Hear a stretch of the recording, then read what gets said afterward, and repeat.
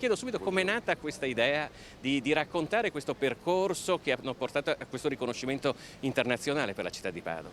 Beh, Giotto nasce come il primo autore che a tutti gli effetti si studia nella storia dell'arte. È colui che muove i suoi passi nel Medioevo e chiude in realtà il ciclo del periodo medievale. Quindi è il primo vero artista che conosciamo, che riconosciamo.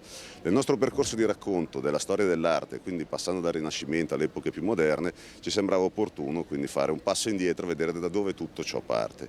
In questa dimensione incontrammo ormai 3 anni fa l'assessore Colasio, assessore alla cultura, colui che ha redatto peraltro il dossier di candidatura dell'UNESCO per la città di Padova, per il ciclo degli affreschi trecenteschi, parte attribuiti a Giotto, parte invece alla sua scuola.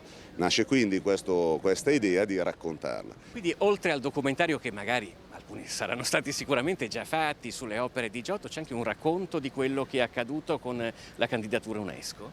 Ci sarà il percorso in cui spiegheremo, grazie all'intervento appunto dell'assessore che sarà un po' il nostro mentore in quanto profondo conoscitore insieme ad altri esperti, ci sarà quindi il percorso certamente dell'UNESCO da una parte per capire quali siano stati gli elementi per i quali l'UNESCO abbia poi deciso di attribuire questo valore.